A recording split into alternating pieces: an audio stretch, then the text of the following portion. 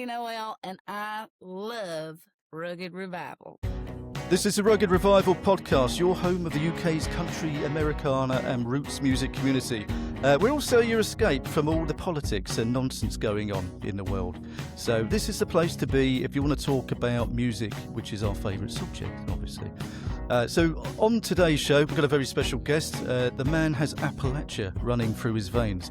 He's an awesome dude. It's a pleasure to have you on. It's Philip Bowen. How are you doing, mate? Man, thank you so much for the kind words, and I'm glad to be here. Thank you. Fantastic.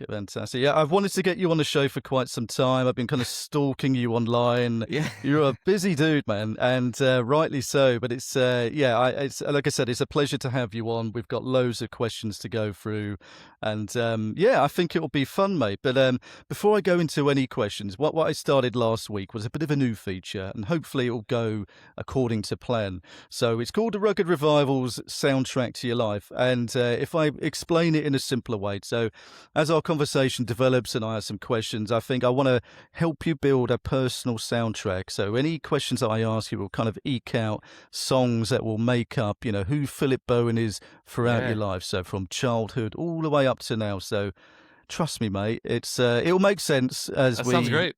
Sounds great. Fantastic. So first things first. So I said before we jumped on air, Ronnie can't make it this week, but we'll have fun without him. We always do. But Ronnie normally tackles this part, so I'll take his part this week. But we always go back to the very beginning. We British people are just naturally very nosy people. I think you said you met some recently, and I did. Yeah. Yeah. Maybe that kind of transferred, but. But we love talking to you guys, particularly from places that we haven't been to and places that are probably quite different culturally to the UK. So I think it makes interesting listening, and it gives me a super sense of kind of wanderlust. I just want to go out, visit all of these places. One day I will. But tell us, mate, what sort of childhood did you have, and where exactly did you grow up, Philip? Yeah. Well, I grew up in deep Appalachia, man, like southern West Virginia. So when you hear people talk about Appalachia, it's like, Eastern Kentucky, all of West Virginia's in there. Some parts of the Carolinas are in there. Some parts of Tennessee are in there. And I grew up around the mountains in a very, very small town called Montgomery, West Virginia. So less than 2,000 people. And in my backyard, this big wide river that I sing about and was a big part of my life, the Kanawha River, ran right through my backyard. So I lived in a little valley. There's mountains on both sides. Very picturesque place to grow up, simple place to grow up. Music is such a big part of where I grew up, in the sense of it doesn't matter if it was a birthday party, Christmas, funeral, whatever. People bring the instruments, singing and music and picking and playing is just part of life there. Which is why I think so much good music comes from Appalachia, is because it's just so much of how we tell our stories and everything. So, yeah, I grew up, one of three kids, and had a pretty great, family, big family growing up, and I spent all my childhood days in this little small town in West Virginia. Oh, that's amazing, mate. And it's really interesting talking to people from, the Appalachian kind of side of things. And, the fact you've got all this rural area to grow up in. Yeah. People are telling us, you could be driving tractors, shooting guns, having the best fun out there, which sounds fun to me right now, let alone growing up. But it's an awesome place. But yeah, I mean, what type of child were you personality-wise? And has your personality changed over the years? Yeah, I think it has, but West Virginia is a real melting pot. For example, I'm half Lebanese. There's a lot of Lebanese immigrants from way back in the day. And it's, a lot of Italian immigrants, Scotch, Irish immigrants, and Lebanese, in this mishmash of culture. So you'd have these big family cultures that kind of fit right in with what Appalachia was. So my great grandparents came over on a boat into Ellis Island, then found their way down to West Virginia. And I grew up in a very loving household. My parents both came from kind of nothing. My mom was a nurse anesthetist, and my dad worked in the computer field as a software engineer. Oddly enough, so he traveled a lot for work because there's not a lot of that kind of work in West Virginia. So he was kind of traveling a bit for work. And then, I grew up, like I said, playing music, playing sports. We're outside all the time, and I don't know, man. I've always been a pretty positive person. My grandma used to tell me I was a glass 3/4 full kind of guy, and it's true. Like when I'm up, I'm really up. When I'm down, I can get pretty blue. But for the most part, I've always just I've loved life, and to be doing what I'm doing now is pretty awesome. It was a dead dream for me for a long time, so I'm glad that I found my way back to music for sure. Fantastic, and I would love to go through that in a minute, mate. But yeah, I love that. I love the positivity, and I can kind of feel it exuding off you, mate. I'm probably a half glass empty kind of person, so we'll hopefully meet in the middle. I'll balance you out a little bit for sure. Yeah, cheers, dude. I love asking this question, because we have a lot of artists from all over America, from Texas all the way up to Kentucky and other states, and I want to know what it means to you, particularly to be from Appalachia. What makes the region special in your eyes? Well, I mean, without knowing, I would guess that you've probably heard the similar sentiment from people that are from the region that I'm from, in the sense that it means everything to me. Truly, like, it doesn't matter where I play. I will have people like I had a show in Idaho last year, which is way out west, way up north, like thousands of miles from where I grew up. And this couple came and they had some West Virginia roots or some Appalachia roots, and they said it means so much to us to hear our stories told in this way. And to me, that is the highest praise I can get. When people from my home state or home region, identify with the music and tell me that it makes them proud, it's nothing better, man. It's just a really special place with a very definite sense of place that people are very proud to be from. And so it means everything to me that, like I love being a positive voice, or just a real voice from where it is that I'm from. That's lovely to hear, mate. And I keep saying it on the podcast and the conversations that I have with different people. But we started this 12 months ago. No one knew who we were. You're like, who's the Rugged Revival? These strange guys from England, doing a podcast about independent music, from Appalachia and other regions. But the people that took us in first of all were people from Kentucky and from Appalachia. So I believe that. It's a real community, and we're kind of blessed to have got to know the people there. We've made some real kind of friends online and met a lot of people that have come over, man. So I love the region. I love your explanation of that. It's fantastic. But for people that aren't so familiar with the Appalachian sound, is there a way of describing it? I know it's not always easy, but how would you describe it? I mean, I would describe it as, because like I know that I was having this conversation with somebody the other day. Like, it's sometimes you get asked to describe, like, what genre are you in? And it's hard to describe because I definitely don't think of it as like mainstream country or pop country. I think of it like people use the word Americana a lot. Folk gets thrown in there a lot. And I feel like some of the hallmarks of Appalachian music are, one, you're writing the songs. Not that you can't have a co-writer, but as they say, you got a heavy hand on that paper in the sense of like, that's your story. And then there's real instruments involved and people that can play those instruments. And I'm talking about stuff like, obviously, the fiddle's my first instrument. I play the guitar and the mando and a few things too. But people that are playing the instruments that are from, that represent the voice of the region that we're from. So you'll find fiddle a lot. You'll find acoustic guitar and mandolin and banjo and some dobro in there sometimes and things like that. And I feel like that is the hallmark of the music, and the songs are typically of the storytelling variety. So there's not a lot of songs that are about, I mean, you'll have some, I don't know, it's more of a storytelling type culture anyway. So I feel like that is where the sound resonates. And so there's all types of varieties and voices from that region, but I feel like those are the hallmarks maybe of what makes something this kind of like Appalachian, folky, Americana, whatever kind of sound. It's hard to describe, honestly. It is. You know what? You are way more articulate than I am, because I would have poorly explained it. But it's interesting because I think with any sound, it's always evolving. I think, I love watching documentaries and looking at the history of music from different regions. And like you say, the storytelling aspect was the way that people shared information and news as well back then. And that's how the sound developed and went from there. But I am desperate to kind of come out to Kentucky mainly as well, because I've got some friends out there. But Appalachia as a whole, I'd love to do a road trip if the wife lets me. Probably not, but we'll find it. But as an outsider, so if I wanted the full Appalachian experience, so in terms of where I should go, what food I should try, and what sort of activities I should get up to, what would you recommend, mate? I mean, you want the hills and the hollers, man. Like that's the experience. And I think that those two places that we've been talking about are a great place to start. So West Virginia is the only state in America that is 100% within the Appalachian mountain range. It's the only one. And so, like I said, the part of the state that I grew up in, southern West Virginia, you could throw a rock and get into Kentucky, that eastern Kentucky kind of area. And there's parts of like Virginia, like Southeast Virginia, that are part of that too. And so I would say you want to go all throughout, like be up in the mountains, go to maybe the newest national park, which is in New River Gorge in southern West Virginia, go to some hills and hollers, like, see people where they're living. And then the food you want to try is like all the regional stuff. I mean, it's what you might think of in a lot of ways in terms of like Southern comfort food, but it's like regional stuff too. Like if you order a hot dog in Appalachia, for example, and you ask for a hot dog with everything, they're going to put slaw on it. They're going to put chili on it and onions and mustard. You're going to have a pepperoni roll. You're going to have like a really good biscuit, that kind of stuff.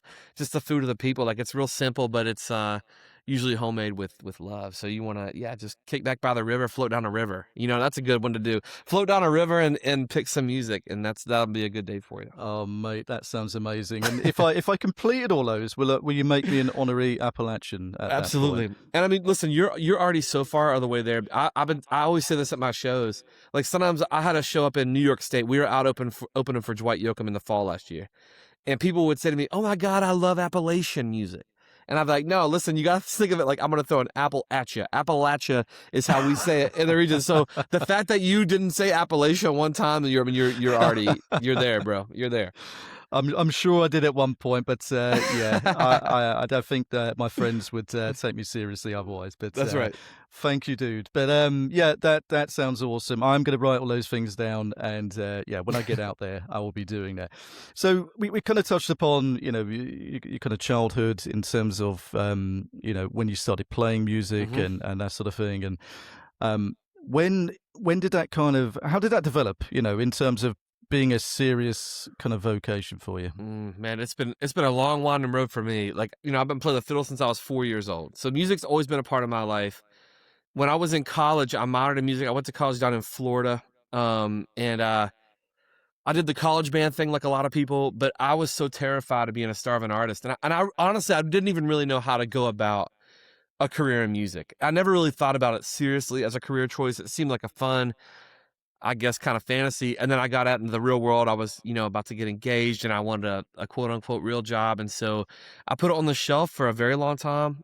And right before COVID, I decided I want to give this one serious try before I die. Like I was very unfulfilled in the work I was doing.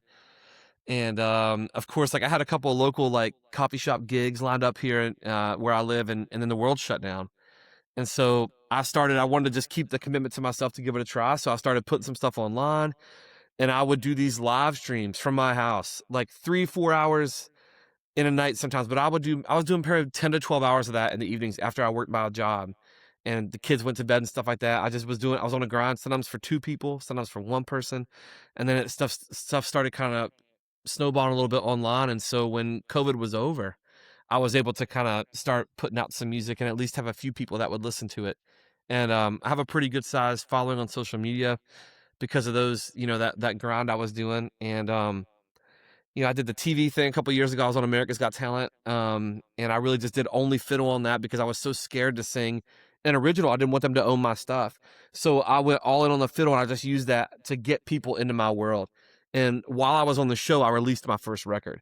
I didn't tell them I was doing that because they're like, well, so like the week I was on like the live semifinals, I dropped my whole album, and then it really helped that kind of steamroll. And I had some good friends of mine on that record, like Charles Wesley Godwin and Josiah from Josiah and the Bonnevilles and stuff like that, to really help give it some juice and blah blah blah. So this is really the start of my just 30 year, barely my 3rd year of doing it full time, like where I cut away the corporate job and the safety net. So I have an unusual path to this in terms of the time of my life. Like I was born in 1984, man. I'm not like some 25-year-old. I got 3 kids, and it's a lot to step away from your easy corporate job with all these benefits. I had a very good marketing career that I stepped away from to pursue this, and it's been a crazy few years. I mean, I've been so blessed to be able to sing my songs. I mean, I just I'm so thankful because it's not often that you can start over at 35 and make a new career for yourself in the thing that you're passionate about.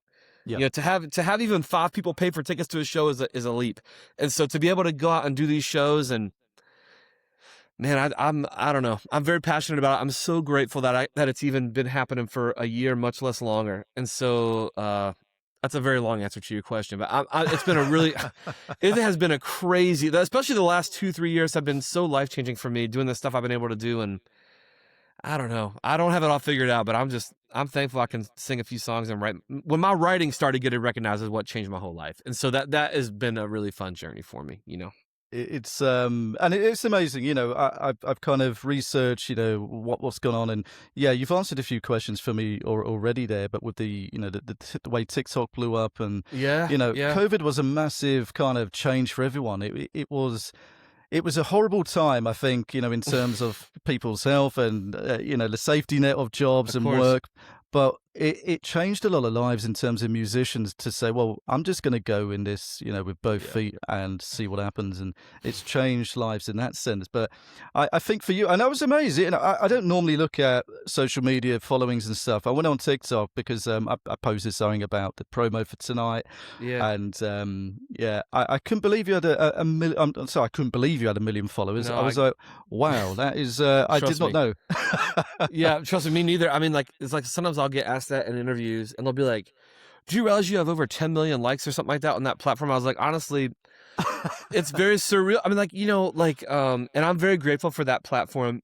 And the real work for me has been on whether it's like Facebook or Instagram or whatever, you know, the way that I was trying to it's so hard to get any kind of attention to what you're doing in this. It's such a saturated business. And this is part of my marketing degree. So what I was doing at the very beginning is I would post these like fiddle covers that would go super viral. And then I would use that to get people into my world. And so it was a lot of work to kind of use that momentum to get people into the stuff that I was actually writing and doing beyond just like, I was like, I'm not a cover artist. That's not what I'm trying to do. I love playing the fiddle, but like me doing fiddle covers is not what I want to do for my job. So, you know, that was a serious grind to get like my writing focused on and recognized, and then start doing like shows for that stuff. And so that was the big challenge for me, was like, okay, well, how do I leverage this massive audience I have?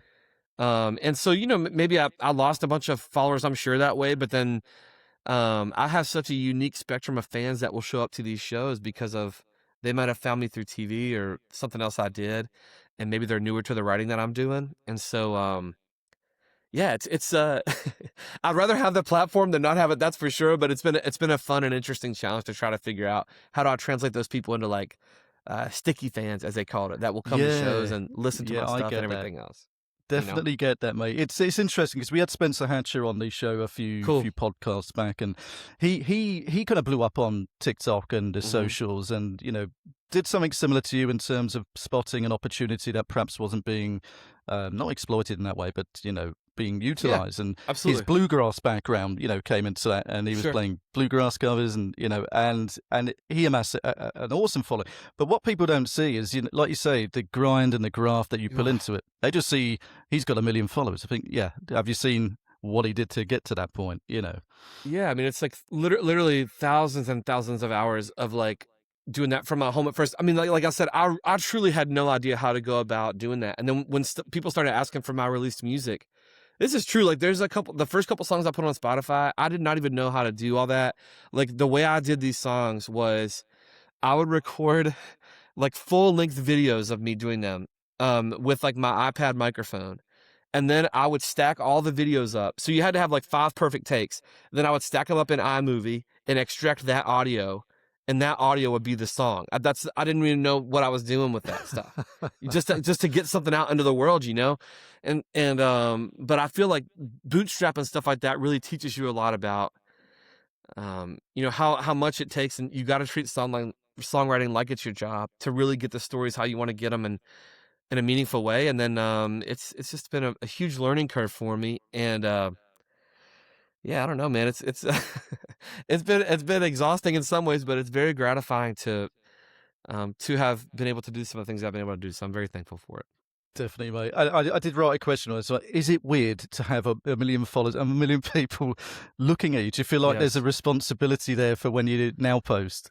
It's very weird. And I feel like sometimes you get a lot of pressure on certain things. Like if there's something big going on in the world, sometimes people will like, what's your take on this thing that I have no, I'm like, I really don't enjoy getting into that side of it sometimes, but it's also just on the, like and a lot of this is because of the TV thing too, like in airports and things like that, if people recognize you, it's very cool in some ways because nobody used to ever care what I did, period, and especially the songs I was writing. And so I'm very diligent about, I don't care if it's 50 people at a show or 5,000. I'm at that merch table till the last person is done talking to me. And I will be there every show, come hell or high water.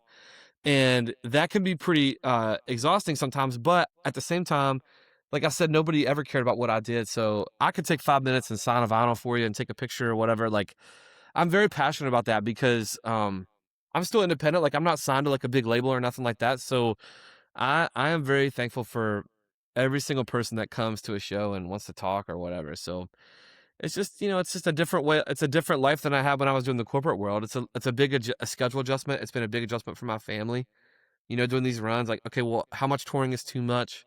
How do we live when we come home? How do you land back at home and be dad and a good husband and everything like that? So it's just been a lot of figuring it out the past few years. That's for sure.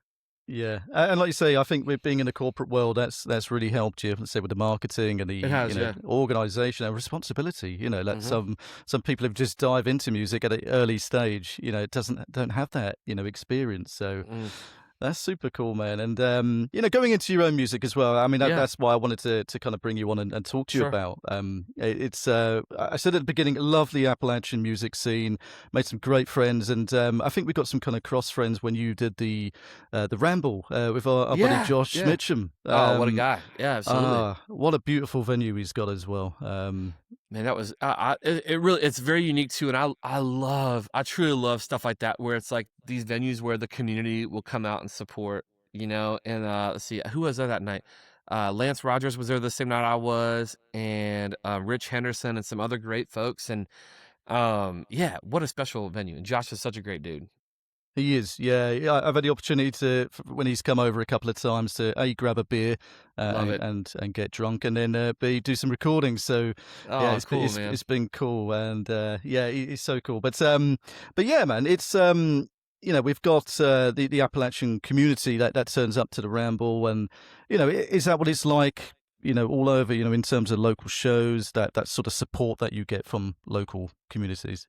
Yeah, I do think that one of the real joys about playing in small towns, especially in Appalachia, but really anywhere, but really there it's especially true that people just are so glad to have people coming through and doing music and telling stories. And so it is very much a thing of like, I guess, okay, I know Josh, or Josh, Philip played here or there. Let's go see him. He's from this neck of the woods. Let's go see him play. And it does feel very, very supportive. Like, when you go through these towns, and it's very life-giving in that way where, people are there for the songs. I mean, they want to hear they want to hear the words. They want to hear the songs and what you're singing about. It's very cool. Awesome, mate. And in terms of actually playing, so you mentioned you're a Mm. multi-instrumentalist. It's really hard to say for me, anyway. Yeah. I'm always fascinated by you kind of people. But, I think you're freakishly talented in that manner that you can pick up nearly any instrument and play it really well. But first of all, is there an instrument that you do struggle to play, and what is it? Yeah, I mean, I really think it'd be fun to try the banjo. I have tried a couple times. I really haven't put too much time into it. I think it's cool because of what you can do with it. I'm okay at the piano, but I don't play it correctly. So I would really learn to love to really just like improvise and really get excellent at the keys. But I've struggled to do that. And one thing that I really cannot, I feel like I have truly no ability on. Like, if it was like a little box drum, I could play a box drum. But when I'm like sitting with a great drummer and they got the hands and the feet and everything going at one time, I cannot. Because I'm used to having like one hand for melody and one hand for rhythm or whatever. So Yeah. doing all the above and the feet like really stresses me out. I can't do it. Yeah, a lot of people mention pedal steel as well. Oh, yeah. That seems to be crazy hard to Yes. learn. But I would It's love kind of to like the do it. fiddle where there's no frets. I mean, pedal is such a feel instrument. So the fiddle, like, there's zero, every like whatever it is, every 18th of an inch is a different like semitone or whatever. So at least on the guitar you got frets, it's a little more forgiving, but the fiddle is so precise. So the pedal's the same way. You got to be kind of dead on, or it sounds awful. Fantastic. And in terms of your own musical journey, so Philip, Mm. in terms of recording professionally, Hmm. I go through your back catalogue, and it looks like around 2020, you started releasing a whole range of music. It was really interesting, kind of going through all your Spotify and Yeah. kind of delving into the collaborations early on with like Cherry Blossom Club, and you even recorded a lo-fi track. So it seems like you were delving right in, man, to do something. Man, that's good. Man, that's good. That's like a throwback. Yeah, so at first, like, I just didn't know what I didn't know, and I love making music. It's my favorite thing. And so, man, the amount of different session work I did on just the instrumental side of my life is so crazy. Like, I've got some really fun credits. Like, I've got a couple cuts on Noah Kahan's Stick Season album. I played the fiddle on that. Like, and then, like you said, like some really interesting lo-fi tracks. Like, I did some composition work for sync work and things like that. And then I started to dial in, like, okay, for my own stuff that I'm writing, like, what do I want it to sound like? And for me, I want it to sound like home. And so even like this next project I'm working on is going to be probably the folkiest and most rootsy sounding project I've done, because I've been through this loop with recording a couple times, and it's always a journey to try to figure out how does this thing going to output like how I want it to sound, So it's that process was brand new to me, like I said, and so I've learned something every time, and so it helps you kind of learn what do you want to try to go for, and like how do you get there, and all those kind of things. Yeah, man. So did you, with you saying that, did you kind of figure out your directional journey as it went, or right at the beginning, did you think, right, Mm. I'm going to do it this way? I wish I could say that, like, from the very first time I knew exactly how I wanted things to sound, but I did have some ideas, but at the same time, like, for example, that first full album, Old Kanawha, like, I was doing that. This was very much a time where I got money for one track, I'm gonna go cut it. And I don't know I don't know, okay, this guy knows somebody that can come play this, I'm gonna try that. And I did that with Zach McCord, was my main producer on that. I love Zach. He's got a great studio in West Virginia. And I met Charles through him originally. That's how we initially started working together. So, like, I knew how certain songs I wanted to sound. I tried some different things that, like, there's a few things on that Old Kanawha record that I don't necessarily play in that format, but I thought it would be fun for the record, And the same with, like, Appalachia Forever, that second record. There's a few things that maybe aren't as like rootsy or acoustic as I always play, but I like the vibe for the studio. And so Yeah. now that I'm going into this, like, next thing I'm working on, I had the time and the resources to be able to say, okay, well, this is a producer I really want to work with. So, for example, at least half that record, I'm going to work with Rachel Bayman, who did, I don't know if you're familiar with, like, Nick Jamerson or not, but, like, she works Yeah. on his last record. And that's how I found her. I was like, oh, she worked with this person I know who I really like how this record sounds. And I feel like she knows how to make this sound go. So we've been working together for the last few months to try to bring this to life. And I'm going down to Nashville next month to cut some stuff, but blah, blah, blah. But I feel like for me, it's been a journey of, like, finding my way through this path. And then now I have a little bit more of the luxury of, like, time to be like, okay, I really have the time and resources. I want to think through how I want this to be, to kind of come out like I want it to come out. Yeah, that's really cool, man. And I just loved kind of progressing with, like, the kind of timeline on your Spotify. I'm and sure, just yeah. seeing, Yeah. it was so cool and interesting. And even listening to your demo tapes, which some of the demos ended up on. I'm glad you pronounced it first. So Old Kanawha. Yeah. Was that good sounding? So That's honestly pretty great. Yeah. it was Lightning Bugs. I think that's probably my favorite track out Thank of you, that. man. And you mentioned being a positive guy, and I think it exudes that. It's such a nice record, such a cool kind of fiddle arrangement on that. So definitely recommend people check out not just the album, but I love that particular song, man. Thank you, man. But it's cool how you kind of hook up with, like you say, different artists. We had Nicholas Jameson on last year, I think. Cool. Absolutely love that guy. And yeah, Rachel Bayman's an interesting artist and producer. Yeah. So that's great that you've got some plans to kind of work on that. But so yeah, in terms of, I suppose, collaboration. So you've worked with Charles Wesley Godwin and Josiah and the Bonnevilles, and what kind of was the direction with that? Did you have a plan in terms of the type of sound you wanted with these guys? Yeah, for example, for the Charles Wesley Godwin track that's on Appalachia Forever, this song called Blue as Water, it's obviously very heavy, it's very sad, and we have both been through a similar experience in this way. So, like, every time I play that song out, there's people waiting to tell me about their own story, which I think is one of the best things in music. But so I love a sad song for that reason. And so I think maybe right away when you think of Chuck, you don't necessarily think of like, man, he's going to sing me a big sad ballad about losing a child. I mean, that's a really heavy subject matter. But when I played it for him, like we just synced up on that, the idea of the song and how we wanted that to feel. And so he could sing the phone book and it sounds good, man. He can sing the McDonald's menu and I think it sounds amazing. And so to be able to sit down together and like work on something like that was a real treat. And with Josiah, for example, him and I, like, he's probably one of my 2 or 3 just best friends in all of music. We've known each other for a very long time. We met each other through like TikTok initially, like several years ago, and then we've written and worked together a ton. And the song that sure could use the rain, we had set out to write something else and it just wasn't coming together. And so we kind of got inspired by this idea of like writer's block and like losing your sauce almost, you know? And so, I think with each different person, we approach it different ways. Like we want it to feel as natural as we can.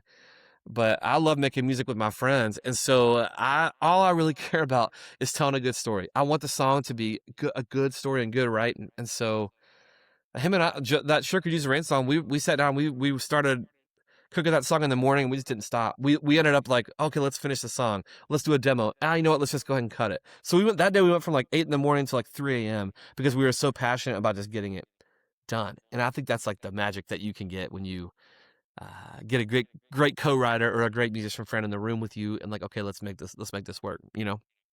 Absolutely, mate. And I love to kind of hear about the journey that you went through for that. It's just so interesting. And both albums are awesome. You've got some awesome people on there. Thank you, brother. Appalachia Forever. Leon Myson, love that dude as well. Yeah. Such a nice guy. So yeah, that's a cool track. That is a cool track. So we wanted a fishing song, man. Like that. Like I was talking to Leon about something else. And I had played some fiddle on a track for him, and we were just both in Nashville, and I was talking to him about like, I got this tune I think would be really fun to have you on specifically. Like I love his voice for that. And I wanted that song, the studio version of it, to kind of feel like a little bit like 90s country, you know, like that fiddle, like the you know, like just a fishing song is what I wanted. You could sit on the boat in the summertime and listen to this song. And he played the harmonica on that and the electric and sang, and it was awesome. Yeah, that was just a fun song to do for sure. Yeah, he's a fun guy, and we had him on too. And if he's not talking about fishing, he's singing about it or he's doing it. Exactly. So that kind of sums him up a little bit, I think. Yeah, exactly.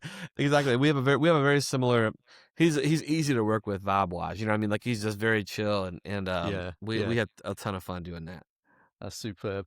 There's one question I forgot to ask. I'm going to completely blame please. Ronnie because he couldn't be bothered to make this episode. Yeah, let's blame Ronnie. I think that's a good idea. Yeah, for sure. I think so, mate. So I mentioned right at the beginning, I said I'm going to do a soundtrack of your life. And right at the kind of end of the childhood kind of section, I wanted to ask if you could pick one song that defines your childhood kind of era, what might it be? It could be absolutely anything. One thing I always think of whenever everybody asks me about that time of life is my parents both were very eclectic music listeners, but the first time I ever remember stopping and being like, what did that song say? And like being so into the words of the song was the song Copper Line by James Taylor. My dad had the white James Taylor CD, like the greatest hits CD. I think it was volume 2 or something. And I wore that thing out. I remember being like in the back of our conversion van on my CD player and hearing that song come on and like it snapping me out of something. And I remember like looking out the window and being like, oh man, this is like, I love how this makes me feel. I can picture the place. And I got very into James Taylor because of that. I love his writing. And so that is one I think of all the time. And I think of, I don't know, man, John Denver. I listened to a lot of John Denver. And then of course, like, man, in my middle school and high school days, I also just like loved hip hop. I listened to so much hip hop, like so much hip hop. I just love the sampling and the arrangements and stuff like that. So I don't know. Just a weird mix of everything, I guess. But that song Copper Line by James Taylor is still one of my all-time favorite songs. Oh, thanks for sharing that, mate. And I think we're both gentlemen of the 80s. So, yeah, I feel you with the hip-hop and that sort of era, man. I think it was the best era, but I think everyone says that. Oh, my era was the best. Or like that first Green Day record. I loved that record. The one with like Brain Stew and stuff on it.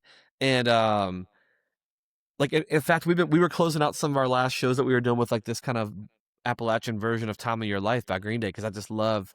Anyways, yeah. So I'm a very eclectic listener. I love music. Period. So Yeah, same as, mate, same as. And I suppose the next one, and I always ask this one because, being an independent platform for independent artists, and with there being so much new music out Uh-huh.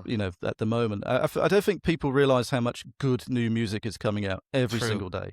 True. Because anyone I listen to go, oh, I'm kind of stuck listening to the 70s, 80s, or 90s stuff because, Right. that's my thing. But I think we try and spoon feed people a little bit on the Rugged Revival and say, look, go and listen to these guys. They're absolutely amazing. You'll be blown away and you'll go down a rabbit hole, I promise you. But my question for you, Philip, is, if you could choose a best song that you've listened to, let's choose the last 5 years. What is it and what makes it stand out for you? Oh, man, I love this band called the Milk Carton Kids so much. I've seen them many times. I have this song called Michigan by the Milk Carton Kids. It's fantastic. They're just a folk acoustic duo. That one definitely. There's a song called Tugboats by the Brother Brothers that I also love. It's a great tune. That's a great band. Let's see. One song that's like newer to me. Oh, you probably be down on this song. I heard this song for the first time like a few months ago, and I'm telling you, like, I need to meet these guys. Have you heard of the band Kingfisher? I haven't, no. I think they're an Irish band, and I'm gonna say I don't know. They got this song called Killa or what? It's the name of this town that they're all from. But this band, bro, it's like they're so good. It reminds me of being home, but they're Irish. You know what I mean? It's like that. They have a banjo and a guitar, and yeah, man. Yeah, so there's a big similarity, I think, between Irish and Appalachian for sure, music. for sure. And I love that, like the like kind of storytelling stuff. They're great. Let's see. That was three, right? Man, I've really been enjoying. This is so hard to do because I like so much great music. I love Vince Gill. Vince Gill is like one of my heroes. I have never had the chance to cross paths with Vince Gill, and he does this song called "The Last Dance" at the Old Texas Moon, and it's an old Bob Wills song, and he is just like, he kills that song. So anything Vince Gill acoustic, especially, I love Vince Gill, and Vince Gill is awesome. I don't know, man. I don't know. It's hard. And I've always loved John Mayer too, man. Like John Mayer's like latest album, I really just went crazy for that album. I love that. I love that record. And yeah, Sierra's too. Sierra Farrell's too. I love Sierra, but I don't know. Too many to name, bro. I don't know. Like you say, yeah. But like I think the emphasis is there's loads of new music out, and people need to go and check it out. I'm definitely going to check out Kingfisher. They sound interesting. They sound fun. Do it. Mate. Yeah, and it's not too far. And there's have you ever heard of the band Frightened Rabbit? No. Okay, they're not like doing music anymore. Their lead singer unfortunately passed away a few years ago, but I found them when I was like in college, and that was like the first independent band I like went crazy for. They're a Scottish band, but they were like touring the United States, and that's a good homework for you. Frightened Rabbit. Rabbit. They're incredible. Like they have some really. The Midnight Organ Fight, I think, was like their first big album, and it is fantastic. I love that. I love hearing stuff. Well, that I've not heard before. So that's probably 3 or 4 names, mate, that you've. There you go. That's my homework for later. Fantastic, man. Yeah, I would love to meet Vince Gill as well. Whether he'll ever come on the podcast, I think I'm probably aiming out of this world. But the closest I've got is when we went to Fort Worth last year and we got to see Mint Still. The greatest Vince Gill tribute band in the world. Fantastic. That's fantastic. Did you get some good barbecue in Fort Worth when you were there? Oh, mate, that's yeah, the spot, bro. I absolutely miss it. We just don't have the kind of the quality of food or the care, that's put into making barbecue. But I will say one of my goals. I still have not played a note overseas. In terms of Canada doesn't count, but like I was like, what's one of my goals for like later this year? I really, really want to get over to the UK and do a few like, I don't know. I just feel like every time I play around here and somebody from the UK is there, they're like, oh, it would just be so great over. You have to come over. Like I would like to do the UK and anyway. So that's one of my goals. I got to get over there. I'm gonna make it happen. We want you to come over, mate. And I mean, we try and help artists, make it over to the UK, and if there's ways that we can help, that's cool. Put together a tours, and with the Rugged Revivals, we have a grit sessions as well. So if you're familiar with Western AF and those sort of sessions, I know. So, yes, absolutely. Yeah, so we try and showcase, nice areas in the UK. There are some, I promise you. Yeah, And yeah. we did some with Josh Mitchum when he was over last year, Oh, I think. amazing. I lose track of time, but and some other Kentucky boys, Cody Lee Meese and Joe Clark, and Cool, man. it's just an awesome opportunity to just play something live, recorded, one take. Yes. Let's I do it. love that. I love that. So when you're in the UK, Philip, let's do it. Let's grab a Guinness and let's 100%. go out to the woods. That sounds weird. Grab a Guinness and go out to the woods, but I'll You're rephrase like, that. trust me. No, listen, man. I'm so down. I would love to do that. Fantastic. So I've got a few more questions, mate. Sure, man. We're big advocates of mental health on the show. We always think, people are struggling. And I think it's more prevalent. I mentioned right at the start of the show, this is an escapism, I think, to talk about music and things we love, get away Yes. from the bullshit of politics and stuff like it's just so noisy at the minute. Mhm. I think for musicians as well, especially when I speak to a lot of you guys, that being out on the road, being away from your family, having low points, and how do you deal with, your own mental health and, keeping things positive? That's it, man. I'm very passionate about that, and I think that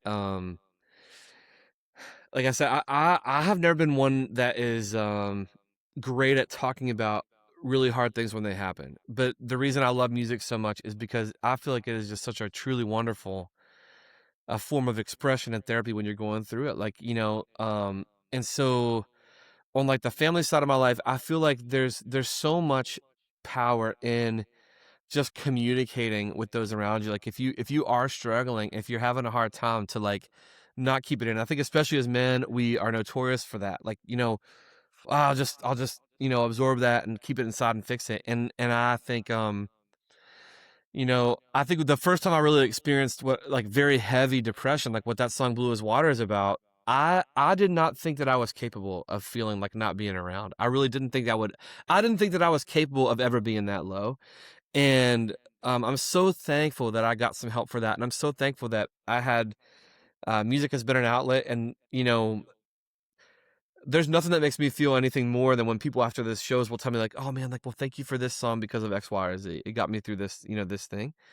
And so I think it's so important to have routines that can help you when you are feeling, whether it's just particularly low or boxed out, or, like every city I go to, I'm trying to find a great place to just take a walk, little routine things. What's a great coffee shop I can just go sit at and take a breath, having like communication rituals with your family. Like, guys, like, come, no matter what happens today, like we're going to FaceTime so I can like at least see, having these like set routines where you don't let yourself drown. Like you reach out for help is the main black and white of it. And I think that it's, man, it's difficult for anybody that travels in any industry, but like for musicians, it is an interesting kind of burden that you begin to feel because you're doing like your favorite thing that you want to do that you worked so hard for, but you miss out on you sacrifice a lot as well of your life to be doing that. And it's always kind of weighing that balance of like what's really important and what is giving you the satisfaction versus like what is just a job,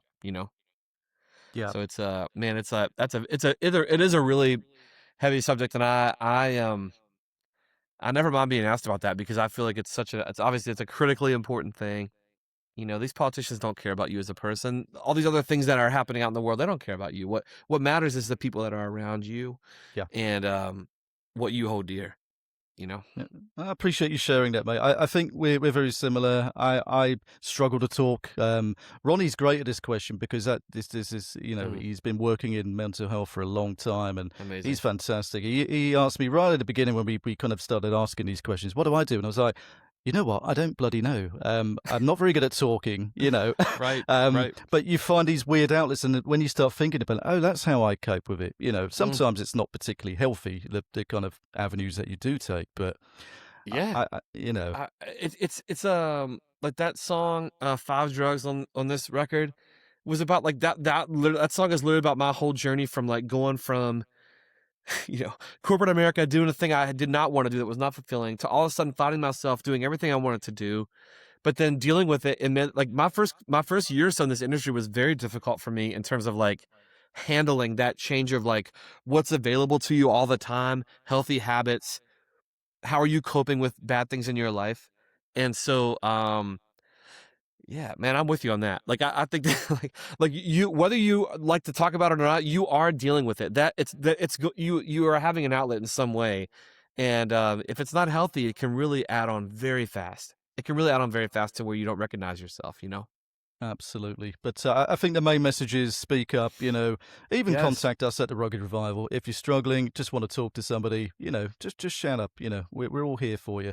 So no, thanks for never sharing alone, that, that's Philip. for sure. You're never Yeah. alone, mate. You're never alone. Yeah. In terms of, continuing the soundtrack to your life, and I think keeping on this subject a little bit. So you talked about your track with Charles Wesley Godwin, but in terms of tracks that aren't yours per se, have you listened to a song that's kind of helped you through a tough time or a difficult period, and what was that?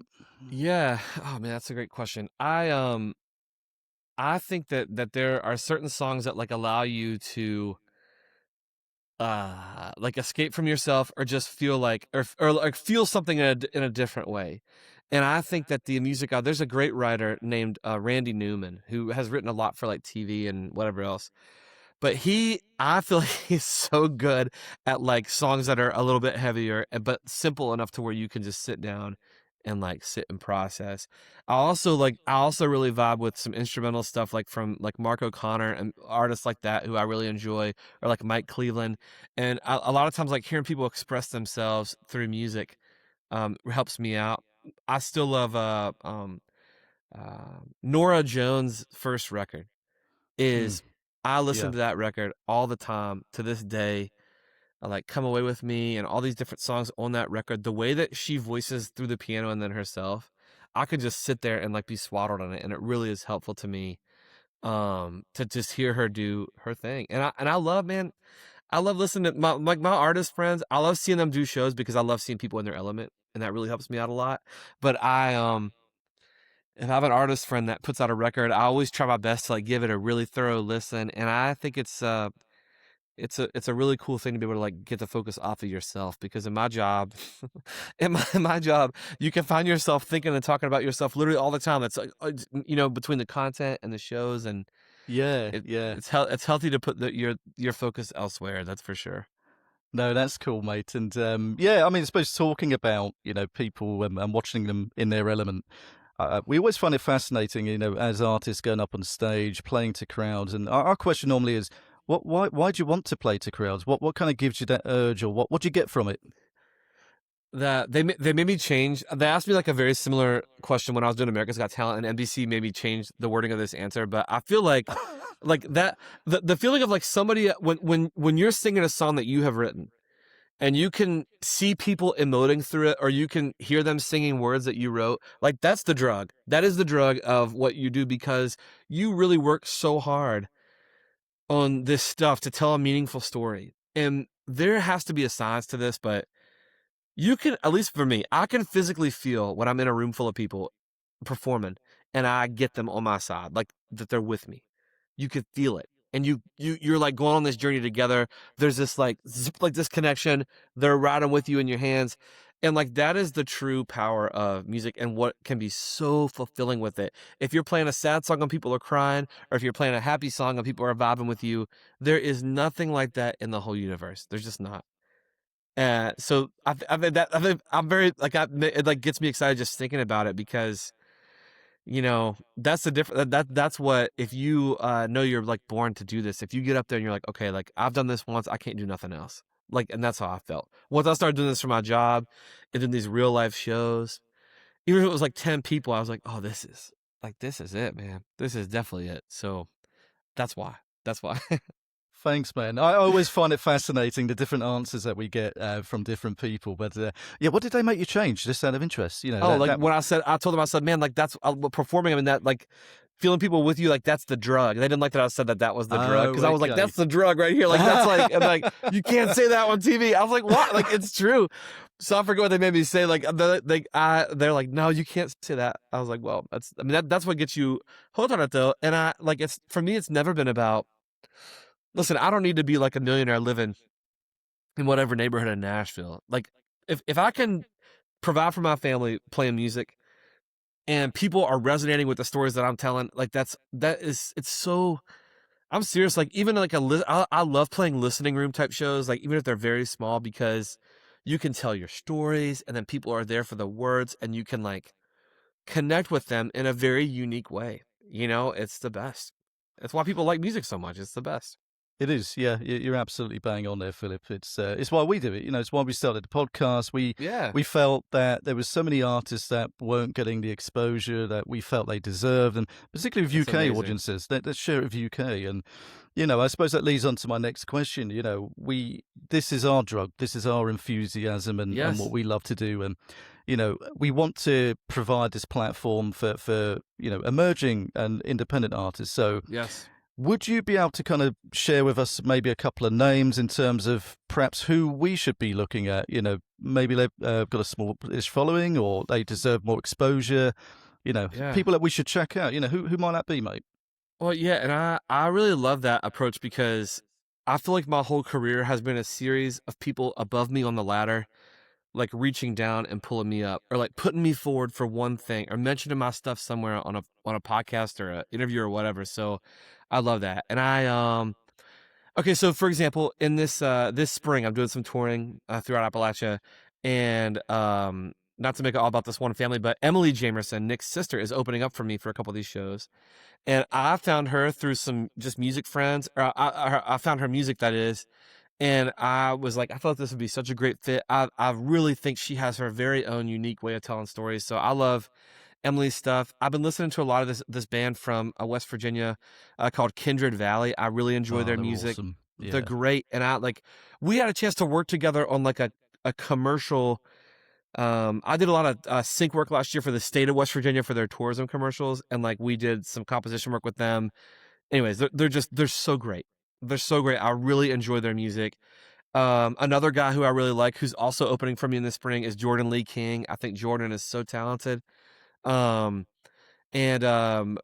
maybe see an artist who is like a female artist that I really love her writing and style.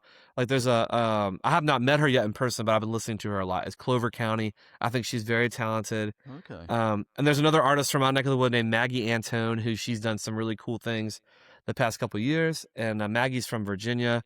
And then yeah, I don't know. When I do these, I'm like always so scared of like leaving somebody out that I love. But it always blows my mind when I'm like out there doing the thing, like how many people are out there just writing incredible music and like at whatever level doing the thing. And I'm a huge advocate for that because so many people have been that for me to help me out. So those are a few that are definitely worth checking out that I think are just doing some wonderful things right now. You're a legend, mate. Yeah, definitely. I would love to have Emily on the podcast. So I think we'll probably reach out at some point, and You should, yeah, you should. we want to talk to her. Yeah, we had a great conversation with her brother. But yeah, we want more female artists on the show. We've had some amazing guests. You know, Kindred Valley in the past as Yeah. well, and but recently, you know, with Maggie Noel, with Magnolia Boulevard, and Heck there's yeah, so so there's good. just so many good Or bands. like literally this weekend, I'm playing an event in West Virginia. It's called Harmonies for Hope. It's like for like opioid recovery center, and it's at the Clay Center in Charleston. And like Tommy Prine is on the bill. This band called the Local Honeys. They're fantastic. You know, and I'm like I said, I'm blown away by all the talent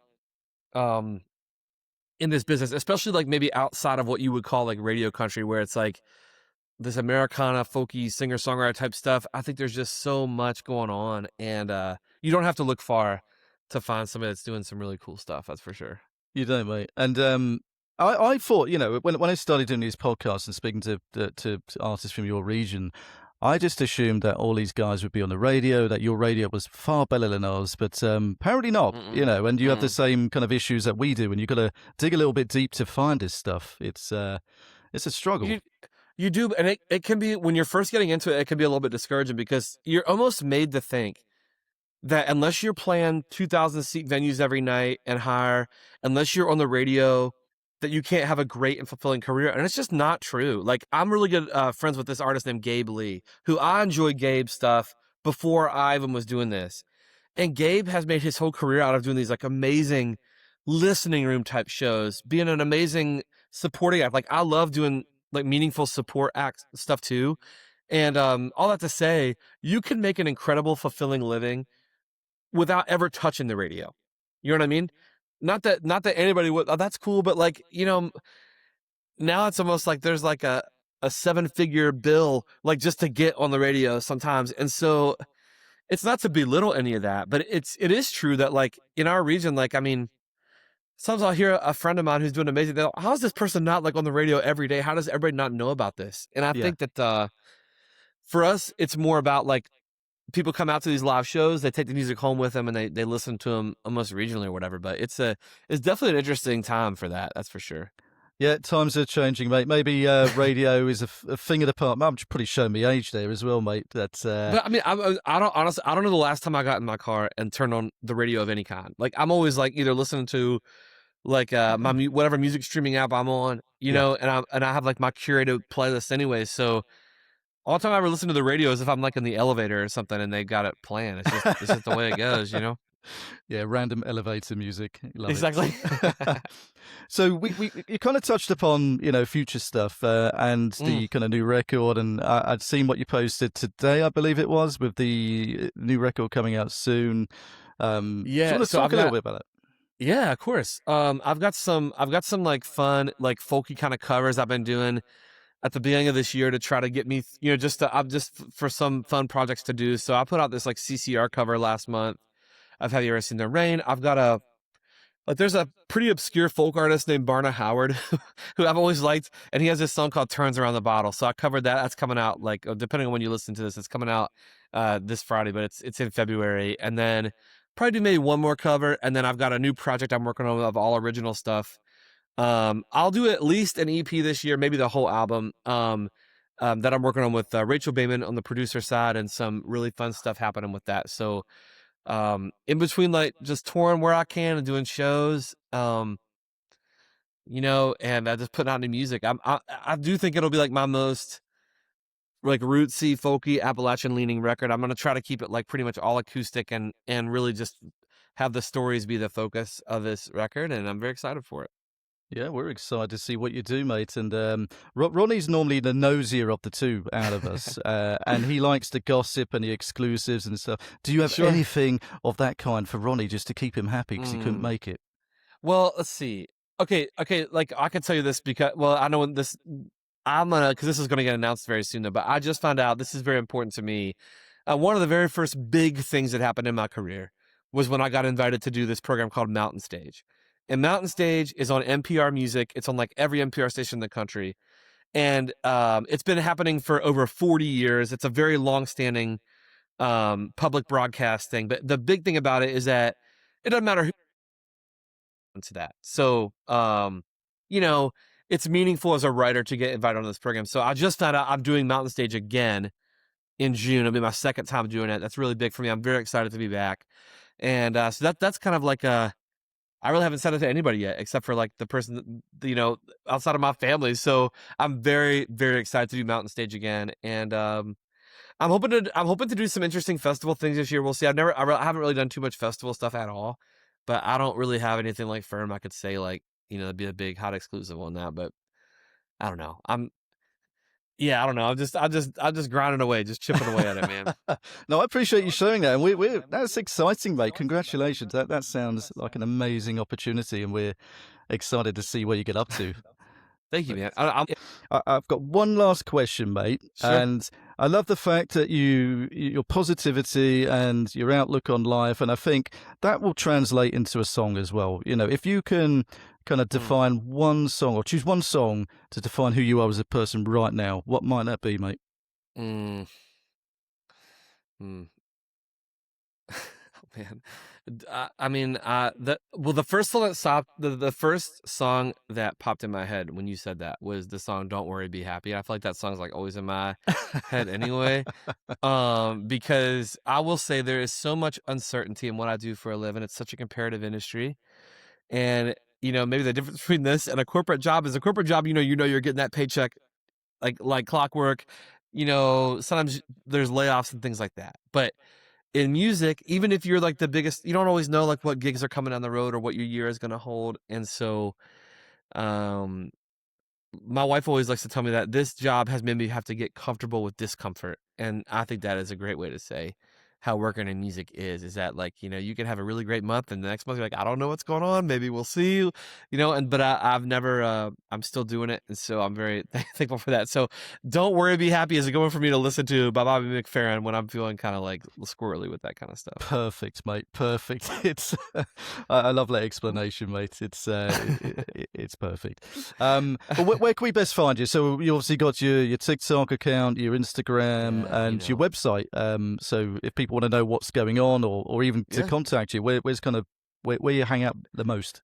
Yeah, I mean, I'm obviously like I'm on social a lot. Like Instagram and TikTok are probably my two biggest ones that I'm like active on a lot. But then my website is there for all the tour dates, and my booking agent stuff is there on my website. Blah blah blah, all that kind of stuff is there. And then if you haven't, if this is your first time hearing about me, like go check out the record. It's on Apple or Spotify or however you do your thing. It's out there. Give it a spin, as they say. Give a couple tracks a listen. I think you'll enjoy it, and hopefully I'll be over in your neck of the woods at some point soon, and definitely, a couple shows. Well, we said we need a Guinness and to walk in the woods and do all kind of weird stuff. So sounds like you're down for that, which is cool. But yeah, mate. I'm so glad you came on the show. It's been an absolute honor to speak to you, to get to know you. You're a good dude, man. So thanks again. I don't know if you got a drink handy or anything where you can kind of raise. Don't worry if you haven't. This is going to be very American of me, I feel like, because like my youngest son's birthday was today, and so we took him lunch at his kindergarten class, and we went to went to Chick-fil-A. So we have a big sweet tea. I'm like you got me in my Appalachia. I'm drinking a Chick-fil-A sweet tea talking to you, brother. I never got to experience Chick-fil-A. We did Whataburger in Texas, and nice. Even the fast food was better. But anyway, but we always end the show, mate, by just raising a toast to the grit, the grind, and the revival. Thanks, Philip, and thanks everyone for listening. Perfect. Yes, sir. Thank you so much. Dude.